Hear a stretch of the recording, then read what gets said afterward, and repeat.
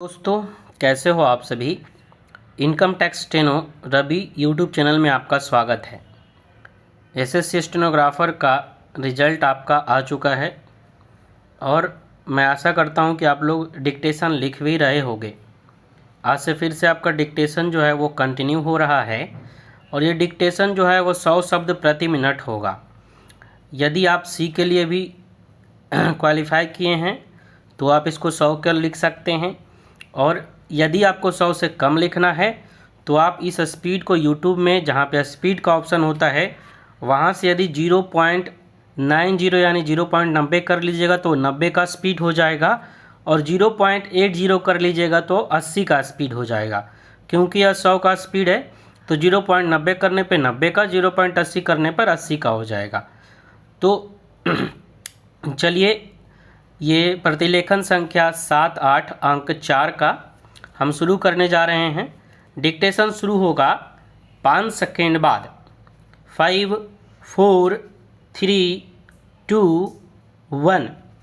अध्यक्ष महोदय, आपने शायद सुना होगा कि हमारे देश के कुछ भागों में हिंसा की घटनाएं हुई हैं। आपने यह भी सुना होगा कि हमारे यहाँ कुछ ऐसे उग्रवादी तत्व हैं जिन्हें हम नक्सलवादी कहते हैं। वे किस प्रकार पनपें? इसलिए कि हमारे देश के कई भागों में समुचित भूमि सुधार कानून नहीं है, और जहां ऐसे कानून हैं भी वहां उनका परिपालन ठीक से नहीं हो रहा है। इसलिए देश के एक भाग में कुछ उग्रवादी राजनीतिक तत्वों के लोगों की भावना को भड़काया, और ये लोग प्रायः पिछड़ी जनजाति के लोग थे तथा उनका नेतृत्व करके वहाँ के जमींदारों पर तीर कमान और भाले से हमले किए, उनकी हत्या की और उनकी ज़मीनों पर कब्जा कर लिया। अब काम करने का एक तरीका यह भी हो सकता है, लेकिन एक और तरीका यह है कि हम देखें कि अन्याय हो रहा है और इसलिए ऐसे कानून बनाए जाएं जिससे एक व्यक्ति के पास अमुक मात्रा से अधिक भूमि या शहरी संपत्ति आदि ना हो। इस तरह एक व्यक्ति को कष्ट तो होगा ही, लेकिन वह कष्ट इतना ज़्यादा नहीं होगा कि सीमा पार कर जाए, क्योंकि शेष सीमा में भी उसकी मज़े से गुजर बसर होती रहेगी। और यह कीमत है जो हम शांति और आर्थिक विकास के लिए चुकाते हैं। और हम सब जानते हैं कि इस देश तथा अन्य देशों का यह अनुभव है कि जब जनता को समान रूप से अवसर उपलब्ध होते हैं तभी समाज सुदृढ़ बनता है और ये तनाव कम होते हैं। हम स्वतंत्रता और लोकतंत्र की बात करते हैं, लेकिन इन शब्दों का अभिप्राय आज ठीक वही नहीं रह गया है जो कुछ वर्ष पूर्व था। उदाहरण के लिए, जब लोकतंत्र का पहले प्रयोग आरंभ हुआ तब उसका यह तात्पर्य नहीं था कि सभी को अधिकार प्राप्त हों। उसका तात्पर्य था कि कुछ विशिष्ट लोगों को अधिकार मिले। जब बहुसंख्यक लोग अधिकारों से वंचित रहे, लेकिन युगों के कर्म में इसका अर्थ बदलता गया और आज पिछले सीमित अर्थ को कोई भी नहीं स्वीकार करेगा। और आज विश्व के सभी प्रतिवाद आंदोलन इसलिए छिड़ते हैं कि कोई न कोई समूह महसूस करता है कि चाहे वह काला हो या गोरा या युवा वर्ग, वह अधिकार नहीं पा रहा है जो लोकतंत्र के अंतर्गत उसको प्राप्य है।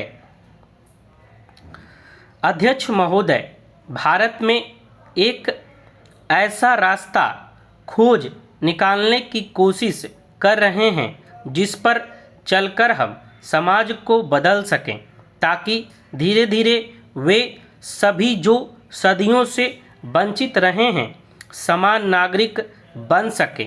प्रथम तो मेरे विचार से यह जरूरी है, मानवीय गौरव के लिए, लोकतंत्र के लिए, स्वतंत्रता के लिए।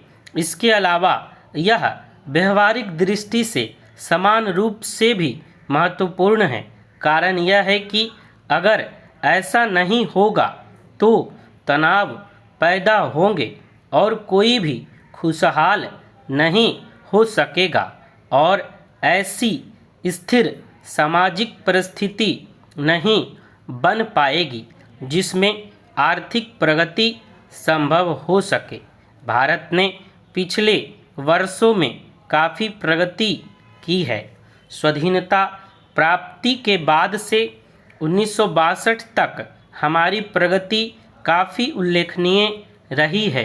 1962 में चीन के साथ सीमा विवाद को लेकर हमें संघर्ष में उलझना पड़ा और विकास की बजाय रक्षा की ओर ध्यान केंद्रित करना पड़ा और सैनिक मजबूती के लिए काफ़ी धन लगाना पड़ा, जिससे हमारे लिए नितांत आवश्यक सड़कों, स्कूलों तथा अन्य कार्यों में लगाया जा सकता था, क्योंकि उस देश तक हमने देश की रक्षा की ओर कतई ध्यान नहीं दिया था। 1965 में पाकिस्तान के साथ हमें फिर संघर्ष में उलझना पड़ा और हम उसके भारी व्यय से उबर भी न पाए थे कि भयंकर सूखा पड़ा। 3 वर्ष तक वर्षा नाम मात्र को ही हुई और अचानक हमें अकाल जैसी स्थिति का सामना करना पड़ा। लेकिन यह हमारी जनता के साहस, धैर्य तथा उनकी सहयोग भावना का परिचायक है कि इतनी निराशापूर्ण स्थितियों के बावजूद अकाल से एक भी मौत नहीं हो पाई। निसंदेह अमेरिका से हमें बहुत सहायता मिली, अन्य देशों ने भी सहायता की, स्वयंसेवी संगठनों ने सहायता दी और वह एक ऐसा समय था जब हम कृषि के नए तौर तरीकों की शुरुआत कर सकें। उन दिनों 1966 में मैं अमेरिका यात्रा पर आई थी और तब जो मुख्य सवाल मुझसे पूछा गया था वह था, क्या भारत में लोकतंत्र जीवित बना रह सकता है? क्या आप बढ़ती हुई आबादी के लिए खुराक जुटा सकती हैं? बाद में हमें अखबारों में ऐसी सुर्खियां भी देखी, क्या भारत जीवित रह सकेगा? आप सबने देख लिया है कि भारत आज भी जीवित है। वहाँ लोकतंत्र की जड़ें बहुत मजबूत हुई हैं और आज गेहूँ, चावल जैसे अनाजों की हमारी उपज पर्याप्त है। समाप्त। यह dictation grade C grade D दोनों के लिए है। आपको हमने पहले भी बताया, यदि आप ये 100 का स्पीड है, यदि आप 0.90 कर लेते हैं 0.90 तो 90 का स्पीड हो जाएगा, 0.80 कर लेते हैं तो 80 का स्पीड हो जाएगा। तो डिक्टेशन लिखते रहिए, शायद 1 से 1.5 महीने में आपका एग्ज़ाम हो जाए। तब तक के लिए धन्यवाद। मिलते हैं फिर आपसे नेक्स्ट वीडियो में।